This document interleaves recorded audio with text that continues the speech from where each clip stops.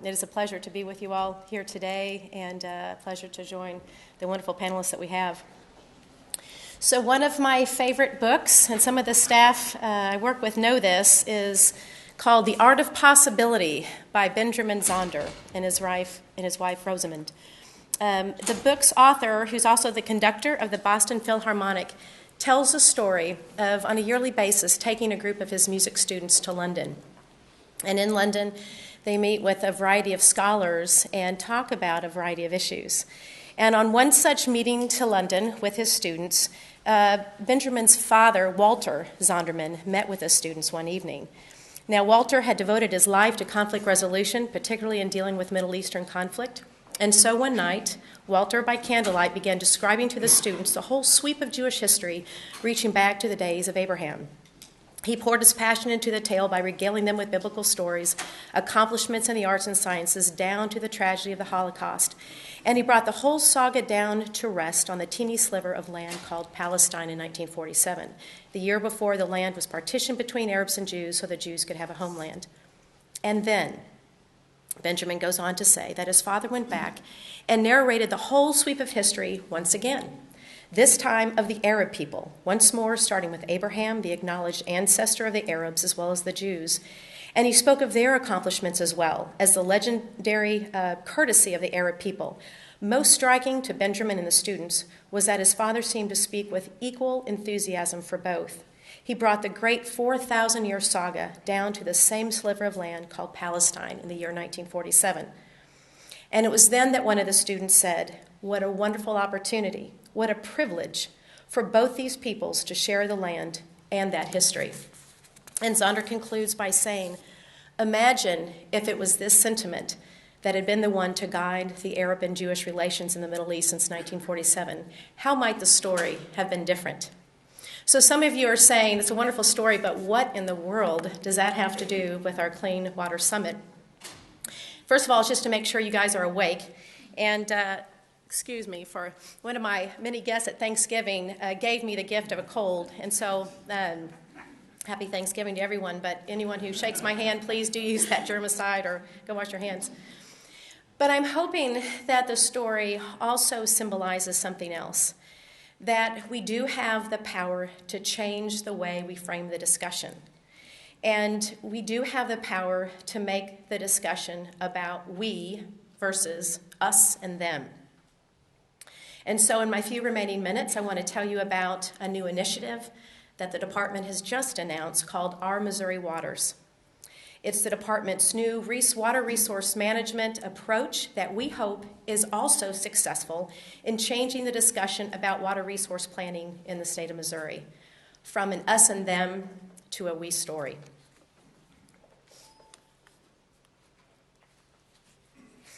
So what is Our Missouri Waters? As I mentioned, it is a water resource management approach based upon planning at the watershed level. Now, watershed planning is not a new concept, and it's been discussed and moved forward in different aspects within our agency under previous administrations. Other states have also adopted this concept in various forms.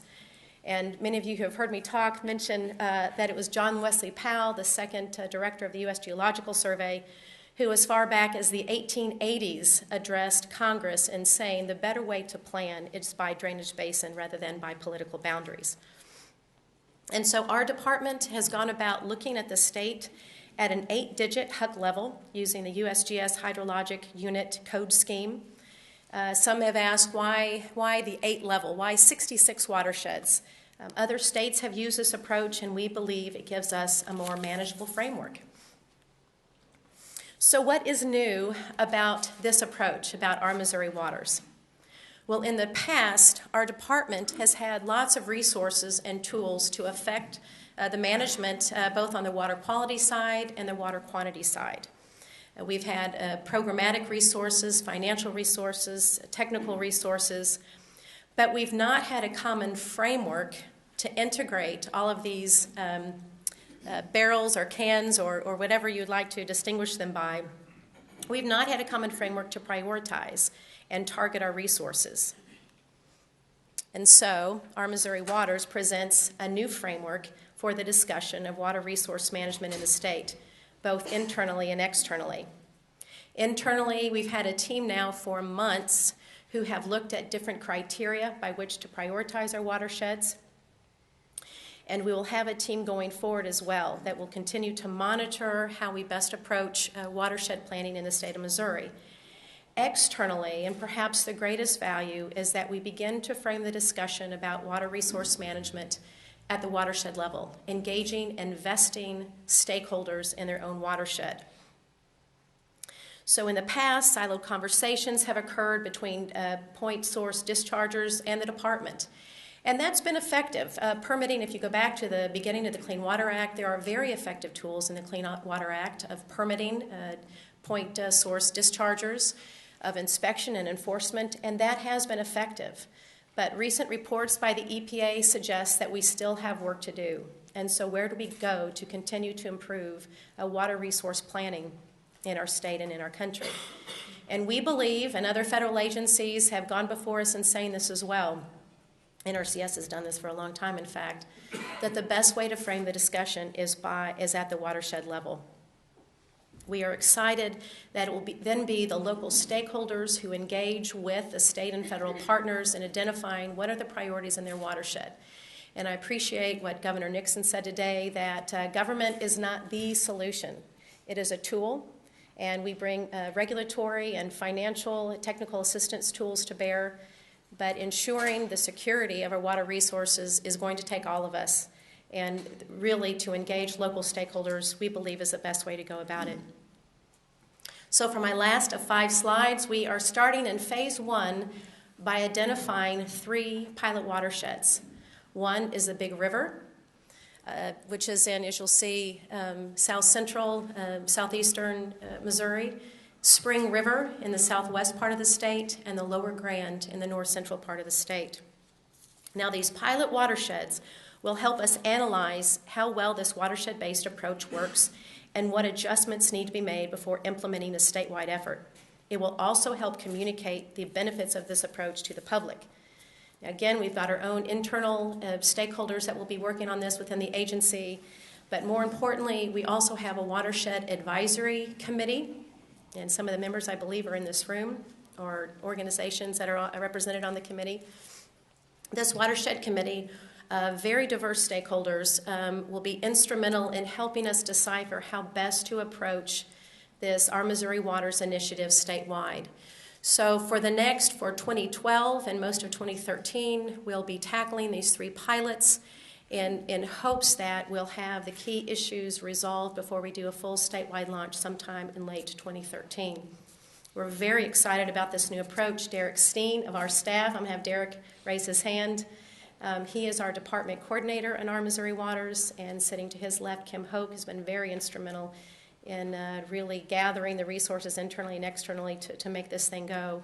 We know that we have lots of questions to answer, and a lot of knowledge that we've got to gain before we do a full launch. We're excited that we have other agencies like the Missouri Department of Conservation who are partners in this effort, and are very excited about what the future holds. In fact, many of the questions that came up in the first panel, I wanted to say that really a framework now to help resolve some of these issues perhaps is the watershed-based approach that we're discussing today. Most of all, we're excited what it might mean for maximizing limited resources and becoming more limited all the time, of increasing public awareness in what watershed planning is all about and what our water quality and water quantity needs are, and ensuring the protection of Missouri's outstanding water resources for the future. Good afternoon. And again, we look at a topic, challenges and opportunities affecting security and sustainability of our water resources. This is a broad topic. People earn college credits on topics that are not quite this broad. So ask as a panel member and to give some thoughts, limited to 5 minutes. In that 5 minutes, we were asked to cover 5 topics, 5 challenges. The first was to ask myself a question. We've heard a little bit about it earlier, and that was, where does Missouri find itself today? We all know on the natural resource front, Missouri is known for offering world-class outdoor experiences. Those are built on an incredible resource, sustainable forest, abundant fish and wildlife, and healthy waters. Missouri's water resources range from numerous small Ozark seeps, miles of streams, to a state that hosts the largest and mightiest rivers in the nation. Crystal clear to turbid, each water system provides benefits on many fronts, not the least of which they enhance our quality of life and they support our communities and our state.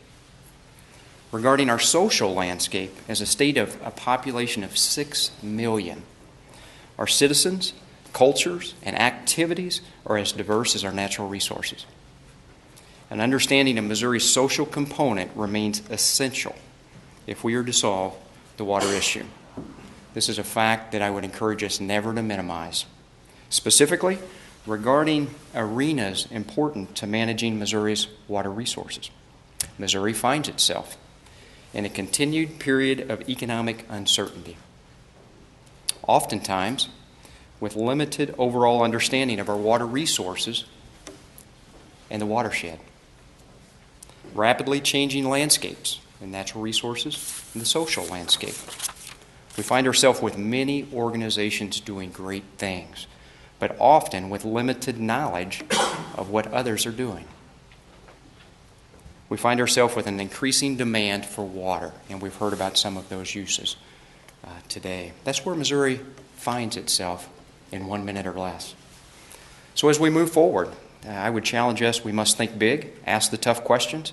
We must not be willing to settle for status quo regarding water.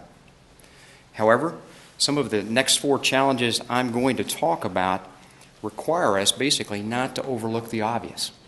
First challenge under this heading, ensuring a basic understanding of the state's water resource among citizens. If there's no understanding, how can we expect support or action? I would challenge us, each of you, think, what are the key water messages we would want to deliver this afternoon if we had 15 minutes with the media?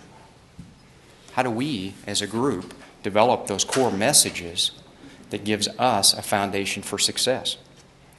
We must more strategically utilize available venues, emerging technologies to get these messages out. As an example, within the Department of Conservation, we are working hard to educate citizens. One of those initiatives we call Discover Nature Schools. We are working to get in all public school systems in the state of Missouri, all 508. We're currently in 174 to teach an 8-week conservation course. Within that course, we will educate them, whether you find yourself in rural Missouri or out or the heart of an urban area, the importance of water, floodplains, groundwater, the list goes on. Moving right along, challenge 2. Ensuring a proactive and strategic awareness toward new and changing variables, whether it is energy needs, population levels, weather. If we are to boldly advance research and management, we must consider and review activities basin-wide, statewide, and in some cases, nationwide, while thinking long-term in a climate of ever-changing social views and values. Both water quality and quantity topics need attention. The department is working, we have been working with several in this room, we'll continue the efforts to establish ecological flows within Missouri streams to ensure forest, fish, and wildlife resources are considered and we find balance as there are many needs and demands on Missouri's water resources.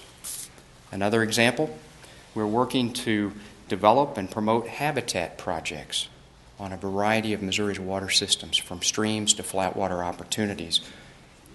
Challenge 3, ensuring well-informed, engaged, and fully committed and effective partners. We're all familiar with the Stream Team program. It has a great history, continues to provide on-the-ground benefits. We must continue to look for and offer meaningful and attractive opportunities for all citizens, rural and urban, to engage. A couple things the department are working on. The list is long, but one are working community conservation, working with municipalities from small towns all the way to major urban areas to deliver conservation. Also, as an agency, as we look at the state map just to manage forest, fish, and wildlife, much of our state appears to be priority. we must, and we are in a process to identify within those priority areas where we would like to focus efforts in the next 36 to 60 months. That's just the first step. We must more aggressively communicate that openly and transparently with our partners so that everybody would know where our priority areas are, so we can more effectively communicate and be aware. The last challenge, ensuring a workforce prepared to address future challenges and issues. I fully appreciate and understand where we're at with limited staff time, limited funds and resources, but we all are working to leverage our resources, to partner more. You will see the Department of Conservation continue to push training, to give our staff the opportunity to continue our national leadership. You will see us working to give the staff abilities to more effectively and swiftly communicate data sharing and how we handle those situations. So in summary, our goal is to continue to be a national leader in forest, fish, and wildlife management, and having healthy water remains essential for us to be successful. Missouri is a state with the citizens that are passionate for the out-of-doors, and you only have to look back to find that commitment. But we do face challenges to ensuring security and sustainability, and again, ensuring a basic understanding of the state's water resources among citizens, ensuring a proactive and strategic awareness towards new and changing variables, ensuring well-informed, engaged, and fully committed and effective partners, and ensuring a workforce prepared to address the future challenges. For those of you who know, I came from about 28 years in the municipal government arena. So I am actually one of those people, one of those water operators who actually makes sure that the water that goes back into the environment and the water that we take back into the water plants is safe enough for us as people to use. One of the things that I learned very early in my municipal career, I started off as a secretary at City Hall and then went to the water plant, not a typical career path. But one of the things after I went from the water plant to the wastewater plant was Illinois EPA showed up one day at our wastewater plant with a jug in hand.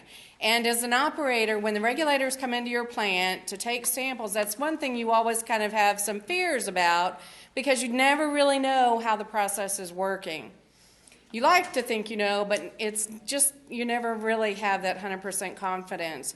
So I asked one of the other operators, I said, oh my God, what do we do? Why is EPA here? And they said, oh, they're here every month. In the 4.5 years that I worked at the drinking water plant, I never saw Illinois EPA at our drinking water plant to sample our water. My challenge to you today, and I'm going to, when we put up the background slide earlier about how many municipal folks are in the room, I'd like to challenge you to expand that number beyond 3%. Because the people who can affect our environment the most are the people who treat the water in this state. Those permitted entities that we have been working with for the last 35 years or so to do the things that the Clean Water Act have been asking us to do. We've been very successful. At times it's been very challenging. Let me walk you through what a typical day in the life of a municipal utility director is. I spent 8 years in the city of Moberly, a community in north central Missouri of about 14,000 people, give or take, if you count the prisoners. And when Bob told me that I had to talk about 5 topics in 5 minutes, I can talk 5 topics, yes, but 5 minutes I don't know. So let me just tell you what a typical day was. My goal as a utility director who ran the drinking water and wastewater system was protection of public health and safety. That was always my number one charge as coming from my background. That meant safe drinking water, treated wastewater, and sometimes we had to manage stormwater. Moberly is a combined sewer community, and if you don't know what that is, ask me later and I'll bend your ear for an hour. Another goal in our community was economic development. We had a 4-lane highway that was coming our way. We knew that development was on its way. We were getting calls from the economic... How many of you have heard of Mamtech? Okay. Because of the sewer improvements that we did while I was there, they were able to get that facility. What happened after I left, I'm not responsible for. Protection of the environment. our own environment within our corporate limits of our city, but also the environment of others. While the folks in our community did not use water from Clarence Cannon watershed that pumps water out of Mark Twain Lake, our wastewater plant discharged into an unnamed tributary to Coon Creek, which went to the East Fork of the Sheraton, which went into Mark Twain Lake, which meant that the guys who lived around our lake used that water. So it's all a big circle in the end. So they became concerned about what we were putting out in our wastewater plant, and we were concerned about what their septic tanks were doing. How did we meet regulatory requirements? For any of you who have been involved in any of the DNR goings-on lately, you know that regulations are changing. I appreciated Holly's comments earlier about how do we manage changing emphasis and where do we put our priorities? Do we put our priorities on what the federal folks think in Delaware or some of the states that are very densely populated and try and translate those into Missouri where it's more of a rural economy? Sometimes those kinds of decisions are very difficult to justify. Then affordability. When I first got to Moberly, they were very proud that they had not had a rate increase in quite some years. Our average water bill for base use was $11 a month, and that included trash. Water, wastewater, and trash. While I was there, we did a 400% sewer rate increase and basically doubled the bills of everybody in town, except for the industries, and we raised one industry's bill by $60,000 a year. No one lost their job, no, including me. No one lost an election. We did lose the industry. So affordability and economic development is a very real concern in communities in our state. What are the challenges of my job? Rapidly changing expectations. I had 3 city managers in the 6 years that I worked for the city.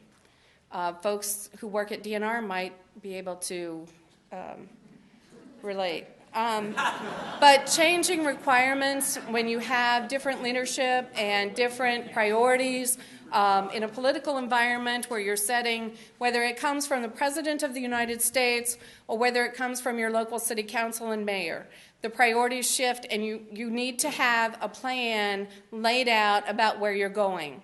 In the state of Missouri, we've not had that conversation yet. As a state, we've done it individually. Rate resistance. I will tell you it took me a year to get the rates raised. It took me tons of radio interviews, call-in programs, visits with the guys in the coffee shop in the morning, League of Women Voters, I don't know how many community organization speeches. One woman told me that she knew more about the sewer system than she ever thought she wanted to know, but really that is what it's going to take. We have to elevate the discussion about water. There is no national icon for water. When I grew up in the 70s, and the reason that I'm so passionate about what I do now is because there was an Indian, or Native American as we call him now, running around with a tear running down his cheek talking about the state of our environment. At the time, rivers were on fire, things were happening, we knew we were headed in a bad direction, and things were going to have to change. There is no national icon now. We don't know how to talk as water operators and utility directors to the decision makers in our communities and in our state and even at the federal level about the challenges that face us at the local level. Because when it comes down to it, while politics is all local, so is water. If we don't have an impact at the local level, we will never be able to have an impact at the state or federal level. That gets into my last 3 points. Public image and understanding. Because there are no overhead water lines or overhead sewer lines, it is very hard to make people aware about what's going on in the water infrastructure in our country. There's a debate about whether sediment in the Missouri River is good or is the sediment bad. You know, it's really, we're very schizophrenic about how we talk about water, and that really dilutes the message, pardon the pun. And then how do we talk about who affords what? When you talk about sustainability or security of a community, imagine a community who is suddenly told they need to spend $3 million to improve their wastewater treatment plant, and there are 3,000 people in town. What happens to the security of that community as they borrow that money? Even if you have a city of 1,400 people who are facing $6 million worth of improvements and you give them a grant of $3 million, how are they going to maintain that equipment 15 years from now when it needs to be replaced?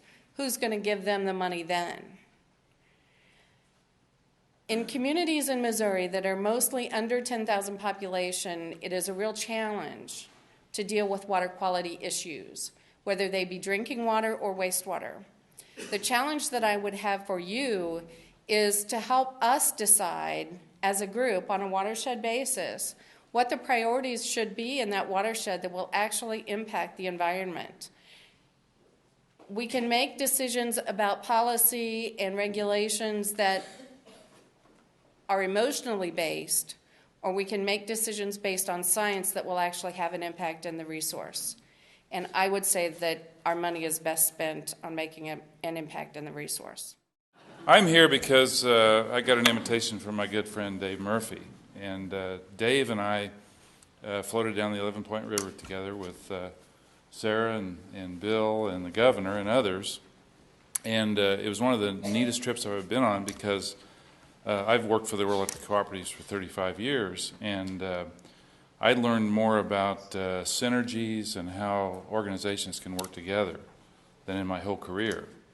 And what I learned was that the people that Dave and Bill and Sarah and Bob represent are the same people I represent. And they live in rural communities in rural Missouri, and things that we do and decisions we make have a major impact on their lives. So let me tell you a little bit about who I represent. I am kind of the Dave Murphy of the electric co-op industry in the state of Missouri. And we have 40 retail electric cooperatives that serve 650,000 members, which is really accounts. If you take into factor how many people live in each household or business, we probably represent 1.5 million people that get electricity from their co-op. Now, what makes us different is we're a not-for-profit, consumer-owned utility. And our governance is the person at the end of the line that gets electric service from the co-op is the owner. So when they walk in that co-op office, they're the boss. It's not a stockholder from Chicago or New York or LA. It's the person that gets electricity that's the boss. And these retail co-ops years ago decided they didn't want to buy power from other sources. They wanted to get power from their own source, so they formed their own generation and transmission co-ops. But there's 6 of these in the state, these GNTs, because the northern co-ops couldn't get along with the southern co-ops. They didn't trust them. But over the years, electrical demands got higher and higher in the state of Missouri, so those 6 generation transmission cooperatives did the right thing for the co-op members in the state, and they formed one entity, which is Associated Electric Co-op. Now, this 3-tier system that was historically developed in Missouri is a lot of other states in the country would love to have our 3-tier system because of it's a specialized system where the distribution co-ops know how to deal with their members, retail members. The transmission co-ops just build transmission lines, and the generating co-op just deals with generating electricity. AECI is a AA bond-rated utility. I mean, we're very proud of the fact that they're very strong financially, and a lot of utilities in the country don't have AA bond ratings. This is a good thing for the state of Missouri. But you can see this 3-tier system here, the distribution co-ops, we put them at the top. There's a reason for that. They come first because of the way the governance of the utilities developed. Distribution co-ops are at the top. It's not a top-down scenario. It's from the consumers up. This is going to be really hard for you to see, probably. We generate electricity in 3 states. There's a GNT in northeast Missouri that serves a little bit in Iowa, and the GNT in in southwest Missouri, KMO, serves electric co-ops in Oklahoma. If you could see that, you'd be able to tell that those red dots on the map are the different power plants that Associated Electric Cooperative owns, and actually the electric co-op members in the state own. You've got Thomas Hill Energy Center is a large coal-fired plant in Moberly, Missouri area, down in New Madrid in the Boot Hill. There's 2 coal-fired units down there. But we are a very diversified system now. It's changed over the years. Now we have 2,619 megawatts of coal. We have 2,753 megawatts of combined cycle gas and peaking gas. We have 478 megawatts of hydro. And we get the hydro because we're not-for-profit. The Congress years ago decided that all of the hydropower in the country, because it's being generated by the public waterways, that the people ought to benefit from the use of that waterway to generate electricity. It shouldn't go to stockholders in New York or LA to make more money. It should go to the benefit of the public, and that's a key thing. That hydropower is very critical to our system. It helps keep rates low in Missouri. And our system is in the top 7 lowest cost states in the country. And the hydro has a big part of that. Now the wind segment here is already outdated. We did have 307 megawatts of wind on the system. Experts in the country said you can't generate electricity with wind in Missouri. We proved them wrong with the help of a gentleman by the name of Tom Carnahan, who owns Wind Capital Corporation. So there's 307 megawatts of wind farms in northwest Missouri. There's a little area up there that has enough wind to generate electricity. But we just have signed contracts on 2 new wind farms, one in Oklahoma and one in Kansas, so that'll take us up to 750 megawatts of electricity on wind, and we're very proud of that as co-ops. Okay, this is our Thomas Hill Energy Center, and a lot of our costs, environmental costs over the years, has been on the clean air side. And this is because we're owned by all of these 650,000, 1.5 million people in Missouri, we have to make environmental a strong position. We have to be proactive in the environmental area because our members that own the co-op expect us to be. Over the years, Associated has reduced their sulfur dioxide and nitrogen oxide emissions by 90% at Thomas Hill and New Madrid. But that came with a $1.4 billion investment. Our consumers in Missouri came up with $1.4 billion to clean up these coal plants in the state of Missouri. A lot of you've been reading about the coal plants are going to have to shut down because of the new EPA regulations. We're very proud to say that some of these EPA regulations that will close plants in other states, we already meet. And that's a record we have we're very proud of. We're also voluntarily removing 80% of our mercury on these plants, and that's even before the regulations become final. So sets us a little bit different apart from other folks. One of the things that we have to be careful of as we move forward on environmental compliance on some of these plants in the country is that if you go to certain kinds of pollution control equipment like scrubbers, they create problems for water quality. So it's something we're going to have to be very aware of, that we may do things in the clean air area that may have an impact on water quality. So we've got to be careful. This is a situation we're very proud of, too. It's up at Thomas Hill. The lake was built for cooling water for the power plant. But over the years, Thomas Hill Lake has become a very great resource for not only the state of Missouri, but for the Moberly area. And we have a partnership with the Missouri Department of Conservation there, where they're managing the fishery and the areas around the lake. And it's a great resource for the community, and we're very proud of that relationship we have with Bob's department. There's some challenges with all of this stuff. The next slide I wanted to show you was there's a water intake structure on the Mississippi River and the Missouri River where our plants are. The EPA is going to issue new regulations on these water intake structures. Now, we've got to be careful that we just don't issue new regulations that have costs to them unless there's a benefit. So what we're doing as co-ops were pushing for a cost-benefit analysis on these new permits. And we're very vocal about the fact that we think when EPA does things like this, they should give the permitting authority to the Missouri DNR, because Missouri DNR knows more about Missouri than EPA does in Washington, D.C. And we're fighting for that on all these new programs. Even when we build a substation out there in rural Missouri, we have to get permits for them. Any area over 1 acre disturbance, we get a permit from Missouri DNR, and they're doing a great job on those permits. And I'm pleased to say we haven't held up any projects because of the permitting, and it's the right thing to do. With some of the watershed issues that we're talking about these days, we need to be doing that. One of the things that I think is a major challenge is going to be funding for the water program. And we're proud to say that we've been actively involved working with the Missouri Department of Natural Resources to try to come up with a water fee funding mechanism that will allow us to stay ahead of some of these challenges. And we've supported legislation, and we'll continue to take a proactive role in working with Missouri DNR to make sure there's funding as we move forward as a state. Thank you.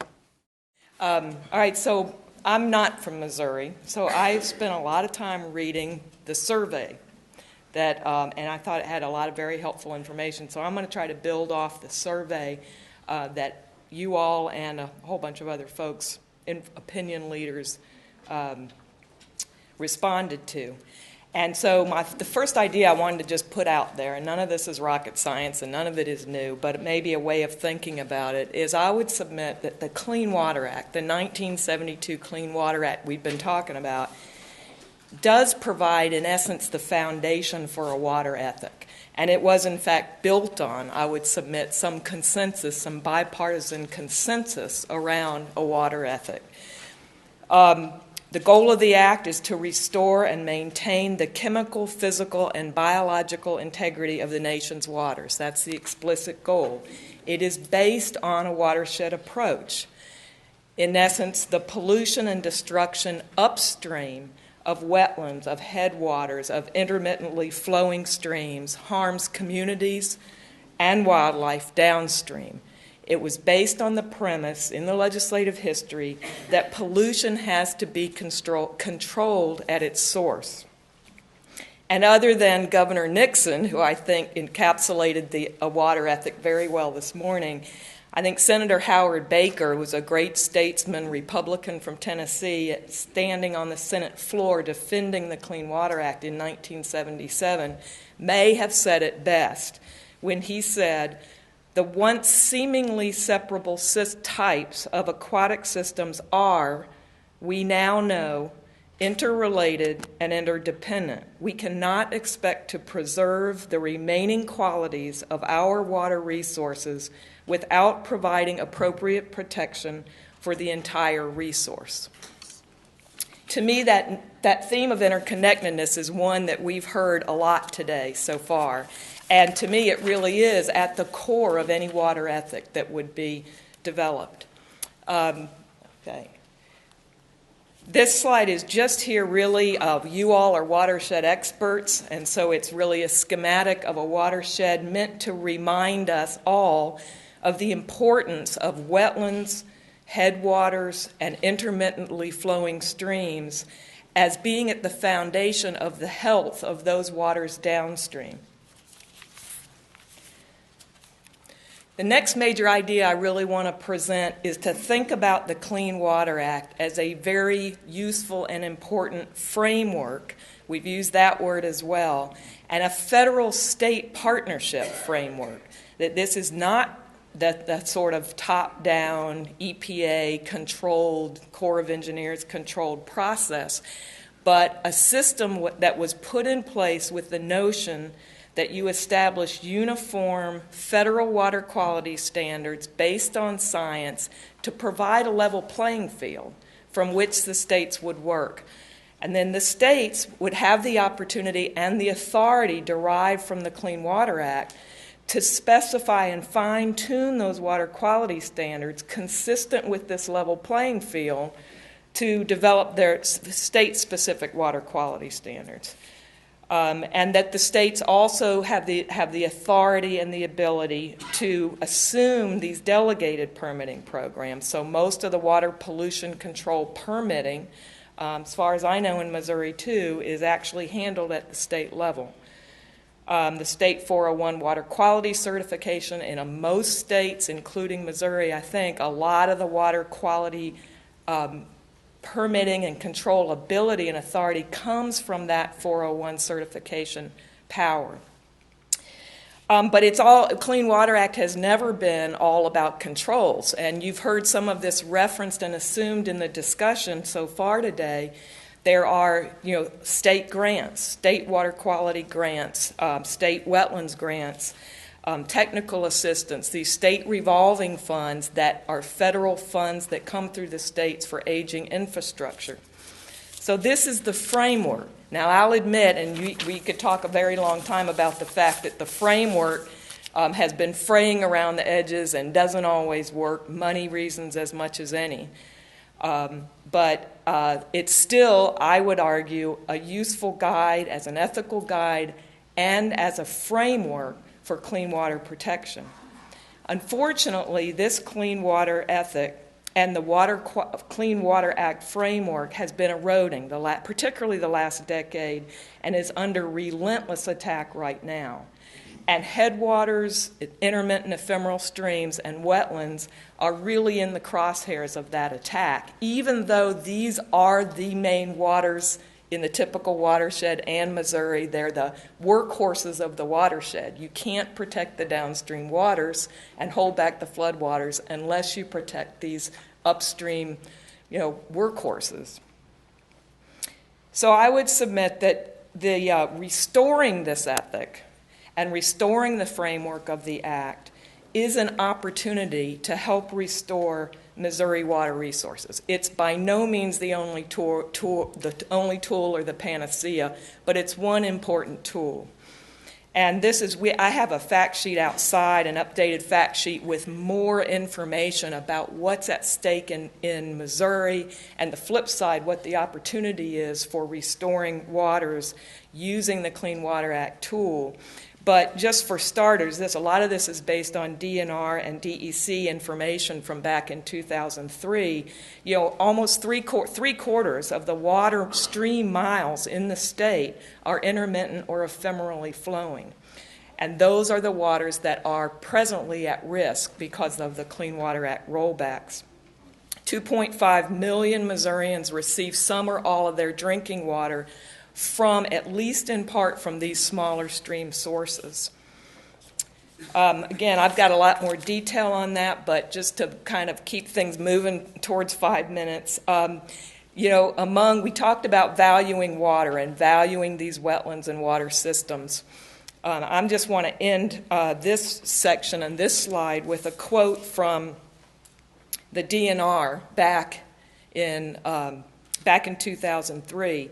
Healthy headwaters and clean streams figuratively and literally represent the foundation of a several billion-dollar fishing, hunting, and wildlife viewing industry in Missouri, supporting tens of thousands of jobs. I think Bass Pro Shops gets this, which is why we all get to go eat and drink there in a little while. So we have them to thank for some water wisdom. So I think we have an opportunity. I think we've talked about valuing water, recognizing the importance of these wetlands and small streams. And in closing, I'd like to reference another major implication of the survey and suggest that, again, not rocket science, a theme that's come out here, but to suggest, as the survey seems to suggest, that in order to take advantage of this opportunity to reinforce and restore the Clean Water Act as an ethical guide and as a framework to maintain and restore clean water and healthy habitat here in Missouri, we need the informed information leaders in this room, in Holly Stream teams, with industry, the survey respondents, the over 1,000 survey respondents who are the opinion leaders in the state on water. We need these people to be the ambassadors for a renewed clean water ethic and reinforced Clean Water Act framework in communities across the state. And with that, I think we can move forward with restoring and maintaining resources in Missouri. Thanks. I'm here on behalf of Dr. John Hagler, the Director of the Missouri Department of Agriculture, and he asked me to do two things to do today. One, to make all the other panelists look really, really good in my presentation. And number two, deliver 5 topics of subject matter topics concerning this particular area that would, in fact, be delivered in 5 minutes that would change the course of history. And so I think that that's relatively simple. And when I got ready to do my presentation today, I had this phenomenal presentation on the back of my hand, and I went to the restroom and I washed it off. And so, as all those that know me understand, I will always speak from the cuff. And so what you get today will just be simply what I feel. I think that when I came up here today, I would simply be presenting 5 topics that would be redundant. Everyone would have identified the same 5 basic principles that we have to deal with. And in fact, they have all talked and alluded to that. And since I'm a farmer, I pretty much am just going to cut to the chase. I think there's 5 things that we need to always be concerned about. And I look at things, I've never met a challenge in my life. I've always seen opportunities. And those of you who know me would realize that that is the mantra by which I think that we need to look forward to in dealing with these issues it faces. Everyone in this room understands the need for water quality. Agriculture, I've been told this morning, was represented in the fact that we consume a staggering amount of the water in this state. And obviously, knowing that about 300,000 farmers in this country produce about 80% of all the agricultural production in the United States, and roughly over 100,000 of those people produce 75% of that. We understand the power base that lies within agriculture and the consumptive and the interest that we have in non-point source pollution. So with that said, what is agriculture's role and what can we do? Well, first of all, it's a holistic approach. You cannot have water quality, sustain water quantity, if we do not have a marriage between the holistic understanding of non-point source pollution and point source pollution. Each one of us has a role to play, and agriculture most definitely has a role to play in that. And so I will speak to now, since we all understand quantity and quality, and knowing that the agriculture community consumes as much as we consume, that without quality water, that we cannot sustain the population growth that is to come. We have 7 billion people on this planet, and I assure you, 4 out of 4 people eat. And how are we going to feed the next 4 to be born? We're going to have to do it with clean water and plenty of it at the right time. How many people realize that the Missouri Department of Natural Resources Soil and Water Conservation Program has been in existence now, along with the Missouri State Parks sales tax, has been in existence now for over 25 years. The 25th anniversary has been celebrated. Do you have any idea how much money has been put on the ground in agriculture? Think about it. Let's just assume for the moment there's roughly 27 years of taxes collected concerning this, half of it going to soil and water. Of that, say there's just $30-40 million spent to soil and water. We spent almost $1 billion on water quality efforts in this state in agriculture. That's from the taxes. Add another 25% on that of what agriculture producers themselves have put out. And so So when you ask yourself, what has the agriculture community done with the assistance of the taxpayers in this state? A hell of a lot. Our problem is no one documents or monitors. We don't know where we've been, we don't know where we're at, and we don't know where we're going. Ms. Pauley today, the Director of the Department of Natural Resources, spoke of the Watershed Initiative. My God. We've been all these decades, all of these people in this room, understanding the need for prioritization and watershed approach, and we're just now, in the year 2011, getting to this point, really. It's incumbent upon us, the leaders in public office, to do what we've been mandated to do what the people of this state expect us to do, our job, protect our resources. We have that opportunity. We just need to all understand that we have to work together to achieve those. how we go about the evaluation of watershed prioritization will be critical. One of my very good friends, Bill Bryan, sitting in the audience today, Director of State Parks, has always talked to me about low-hanging fruit. I didn't understand what that meant, and as a lawyer, he explained it to me. Quite eloquently, too, by the way. So do you go after the low-hanging fruit? Those areas which we can make success very easily and very readily and demonstrate that success? Do we go after the areas that are most contaminated, that are most egregious, that need the most help? How we evaluate the resources, both time and money. Time is as critical as money, especially to the agriculture community. We work on a specific time frame. There's a time to reap, there's a time to sow. And we have to function inside those parameters. And if you want the success and the participation of agriculture, we need to learn holistically what agriculture is about. Without that understanding, we don't know how to best help you help us. So the next thing we have to do is we have to understand water management. How you manage the water, the getting of on and the getting of off. If anything has taught us about water management, it has to be this crop year. There are regions of the state of Missouri who have lost a crop to drought, and there's regions of the state of Missouri who have lost crops and productivity and social awareness and social climate, everything that involved in our social living, to floods. We're on opposite ends of the scale. So we have to understand about water management.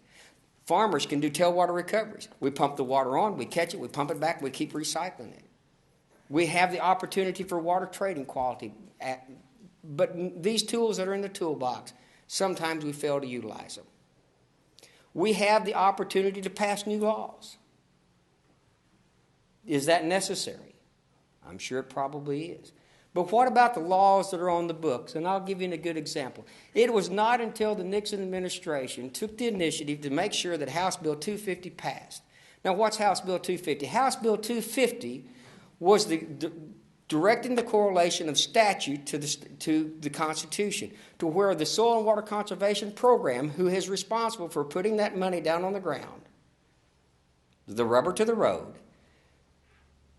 could not spend its money on water quality, even though that was the language of the Constitution. Can you imagine where we would have been if we had not had to, for 25 years, fight the fight to get the statute the same as the Constitution? We have tools in the toolbox that we fail to utilize. One government agency, NRCS, and FSA, both housed within the same building, are at odds oftentimes with what their programs are designed to accomplish. So many people are afraid that agriculture is going to benefit by not doing anything. First major farm bill that came out, the first big agriculture bailout, $22.5 billion spent. We had to lay out 20% set aside of our ground. Couldn't put it in production. But in order to collect that revenue, we had to go out and clean till that 20%. Keep it worked up. Every time it rained, erosion occurred. No wildlife habitat, nothing. Because somebody was afraid we were going to get something for nothing. There has to be some common sense somewhere, people. There just has to be. You all are the leaders. You're the leaders. My generation of farming and agriculture is past. I started out pulling the cotton sack. We let out school for cotton vacation. What a marketing tool. Drug a cotton sack. Proud to get to do it. Got out of school. I started out with a cotton sack. A cotton picker on my farm running this year was $585,000. The technology that we have in agriculture today to change the scope of how we do business is without limit. The issues that we're talking about, triazine and waters of the state and of the nation, may be completely, totally irrelevant in 5 years. If Monsanto has developed the drought gene in soybeans, they claim they can produce 100 bushel acre of soybeans without irrigation. We may not need the water and agriculture that we have today. But are we planning for that future? The chemicals that we use today, the ones that have been so deadly, they may not be relevant 5 years from now. Are we keeping up as users and consumers of water and in these forums and these opportunities? Are we all sitting at the table? Are the people who truly need to be at the table, are they there? If not, it is incumbent upon us to accomplish that simple task. That task right there, gentlemen and ladies, is the first task. Making sure that the people are at the table who need to be at the table. I went to a nutrient reduction strategy meeting the Department of Natural Resources hosted a couple of weeks ago. I was the only producer in the room. And my role was not as a producer. It was as a representative of the Department of Agriculture. And yet we're talking about nutrient reduction. Those of us who are putting NP and K on the ground weren't in the room. How does that happen? So as we move forward with these discussions, challenges and opportunities are here every day. It is incumbent upon us to decide how wide that window of opportunity is open. We can keep it cracked and accomplish a very little. Or we can slide that SOB to the top and do a lot in a short period of time. I read with interest as I was trying to get prepared for this, and obviously I wasn't very prepared. Recent Supreme Court rulings, 2001. My gosh, that's not recent. Recent to a farmer was the crop that he harvested a month ago. Recent to him is planning for what is going to be the production scale next year from the flood events. Make sure, as we move forward, for the window of opportunities, that the window is open and the people who need to be in the room to feel the breeze get to feel it. I would say what he just mentioned, I think you've got to get everybody that uses water, that benefits from water, that's concerned about water quality and our resource, you got to get everybody working together. If you get everybody working together, anything's possible. I guess I would just add to that. Nope, it's not on. Okay. It's on now. To get everybody together, you've got to vest them and make it their issue. And Mary talked about the great Ad Council commercial of the Indian. And we all remember that. Who are old enough remember that wonderful ad. I don't think a word was spoken, just an Indian on a horse with one tear. But that became our issue because with the science, yes, but also, as Holly said, the emotion too. It connected with us somehow that this was our issue. And so the same thing with our water resources. Sometimes, unless it's a crisis, as it was in the 70s and before that, folks realized that it was a crisis and then there was a call to action. So how do we vest people in this as an issue and either communicate it as the planning needs to be the crisis, lest there be another crisis in the future. And so getting everyone together, yes, but give everyone a reason, give a call to action and vest them in this issue that it's important for all of us. So, just to kind of build on that, I guess it seems to me, yes, you bring everybody together, but Davis talked about bringing people around the table, and it seems to me that, and you talked about having a reason, and I wanted to just, I think the notion of bringing people around the table in this watershed type context around essentially the need for this, bringing in this sort of interconnectedness and then engaging, getting people to sit around and really think about, okay, we have a flooding problem in this watershed, or we have an erosion problem in this watershed, or a nutrient problem.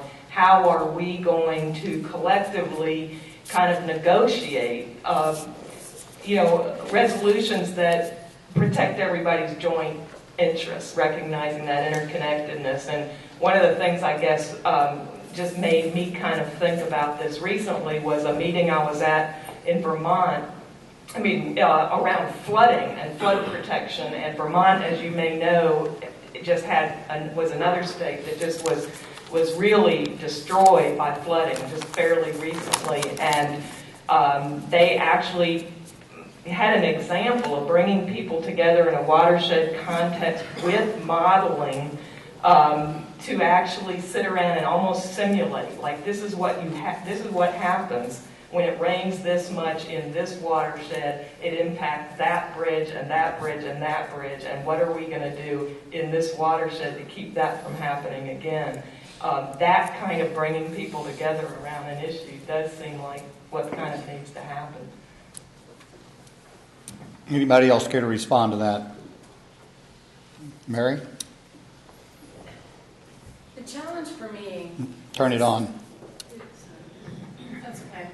The challenge for me has always been balancing the need for controlling what people do on their own property and the impacts. We talked about the public doctrine earlier today, the impacts in the public resource that is the natural environment. In Missouri, most communities do not have countywide zoning, yet we're going to talk to them about watershed controls. In Missouri, we're going to have a paradigm shift, and I know that word is way overused, but the dialogue in Missouri is stuck in not just the previous, I'm talking probably 50, 70 years. Property rights in Missouri the attitude toward property rights in Missouri have not changed. Public works directors get shot for trying to get an easement across property. And that's not a joke. So how, and this is a question for all of us, how do we elevate that discussion and get people to say, yes, I'm willing to give up that control. Yes, I'm willing to say, you can regulate what I'm going to do on my property. Because until we all agree to that, I don't know that we're going to get to some of the loftier goals that we've talked about today. So it's really going to take, not one of those, well, you need to fix this kind of an attitude, but more of an attitude about how are we as a state going to manage the resources that we have here so that we can continue to grow and continue to serve, to have people want to come here either for tourism or to move here or to expand our economic base. And until we get to that point, it's really going to be a challenge. All right. Any questions from the floor? Yes. Hi. My question is about the planning and having that being done at a watershed scale. A watershed could be something like the Mississippi River. We're all in that watershed. You can't plan at that scale. And I'm hoping you can answer, what scale do you think is appropriate to have these watershed planning discussions? Is the 8-digit HUC really small enough? I mean, I'm from St. Louis. There's no way you're going to have enough stakeholders for the 8-digit HUC to make any decisions at that scale. I'm in the River to Pear watershed. There's no way you can work on the entire River to Pear watershed. What kind of guidelines do you think can be set, or not necessarily set, but how can you measure what's the appropriate scale to have those discussions? Start with that. In reference to our Missouri waters, we did pick the 8-digit HUC level, in part because that was a model other states that have gone before us in watershed planning have used, and we did think that it was a good size to at least establish an initial framework. Now, do we know that in certain watersheds, if not most, we'll have to go to a sub-watershed to a smaller level? Yes. But the basic framework will be at the 8-digit level, and then as we get into a particular watershed, depending on the activities, depending on the data that we find, we're very likely to go to a sub-watershed level. And that's one of the values really of starting with the pilots, is how do you start with this framework, and that's, I think, where the basic framework will stay, but then how do we continue to plan and then implement? Likely it'll be at a smaller scale. Anyone else care to respond? If not, Lauren? With the perspective of nutrient regulation, people talk about nutrient trading, and they talk about point sources and non-point sources trading back and forth. And I think we can all kind of agree that the dead zone is one of our, if not our biggest issue, it's the biggest symptom that we have out there. Nutrients seem to be the cause of it. There's a lot of debate about the sources, but do you see the Watershed Initiative as it moves forward establishing a cap on nutrients in certain watersheds in order to drive a market for that trade?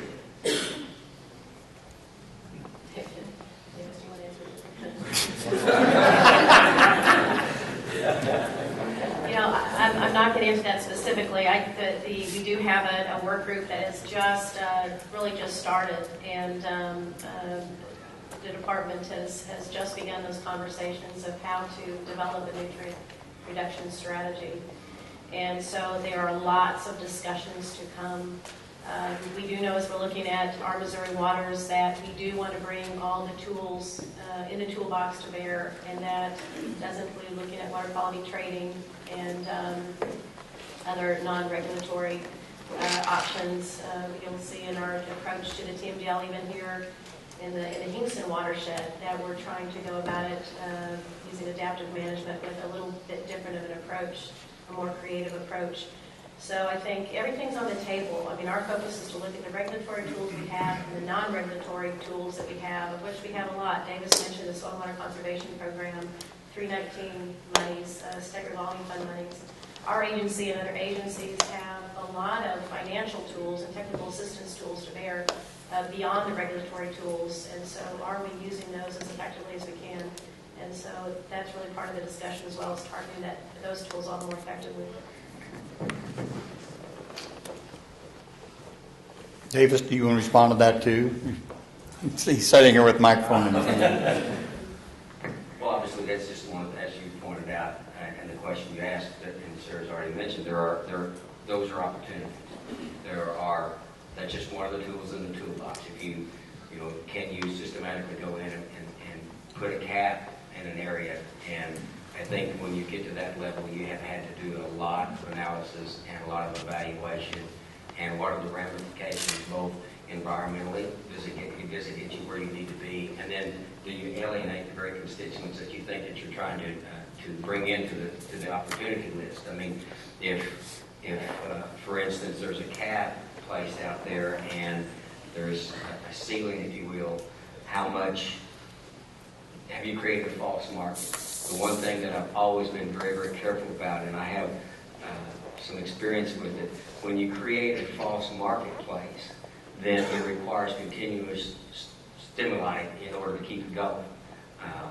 And there's examples of that in everything that we do now. And if it's for startup purposes, that's fine. But we talk about sustainability, and I've always thought that there were three very important factors to sustainability. And I've had discussions with our farmer directors, and one of those things is money, and the other two don't matter. Because if it cannot economically, if the model can't economically carry itself, then you just keep pushing money into a deep black hole, and you can never fill it up. Every time Davis talks, I always want to reply, how do we economize water quality? I mean, how do we make water quality something that has a dollar and cents value so that people stop saying that it doesn't count because it's not worth anything? We all agreed at the beginning of this that it is worth something. So how do we put a price on that? Well, I think first of all, there is a price on it. There most definitely is a price on it. It's just oftentimes it's an unrealized price. And the trick is to bring that realized cost by either not having good water quality or not having water quantity, as the western states do. Water rights, the use of water is more valuable than the property itself. And so it will take time, and it will take a change of attitude. But in the state of Arkansas, for instance, they were 400 to 500 feet deep with turbines pulling water out of the ground. They went to 700 feet because there wasn't enough water at 400 and 500 feet. But when they got to 700 feet, it had salt in it, so it doesn't do them any good. So now they bring water out of the White River. So there is a cost. And those producers in that part of the country have realized that the reservoirs that they're building to put water onto their property to irrigate for the following crop year has extra economic value to their property. So we are realizing it. It's not to the forefront.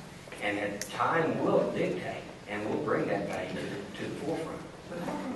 Well, Lauren, don't want you to hog it. There was someone else had their hand up just a second ago. Apparently they've already had theirs answered. Go right ahead. No, that's okay. We should. Other questions? Yes, Emery. Jan mentioned the rollback of the Clean Water Act. Rollback of the Clean Water Act. I'm probably the only one in the room who doesn't understand that, but could you explain that a little more? Yeah, thanks. And the immediate rollback that I know that I'm particularly concerned about is that since 2001, we have had a couple of Supreme Court decisions followed by some agency rules, agency guidance. So basically for a decade now, where at the federal level there has become essentially the effect of that has been that a lot of wetlands, what have been called isolated wetlands, have just been removed from Clean Water Act protection. So even if you have a state agency that wants to assert some control over, dredging or filling those, they can't. So, and then as it relates to adjacent wetlands and these intermittent, ephemeral, and headwater streams, there have been a second decision in 2006 in guidance that had just essentially threatened those. It's put up, the Supreme Court was split, but it raised a whole lot of questions. We ended up with a set of guidance that's so confusing that in effect, we've lost or are losing Clean Water Act protections for these headwater streams, intermittently flowing streams, their adjacent wetlands, and what are called these geographically isolated waters, like some lakes and ponds. So that's the immediate Clean Water Act threat that I know I'm most concerned about, because it's fundamental to the whole act. If you don't have jurisdiction, you don't have, the application of any of the pollution controls. The other thing I was alluding to with these attacks, though, is beyond just that. All that's critical because it's foundational. But we had a bill pass the House within the last several months that would have basically really cut back on EPA's authority to oversee the Clean Water Act at all, or to stop major filling things. So and we're having these attack after attack in terms of budget bills that would peel back the authority of the agency. So it's kind of both of those that I was referring to.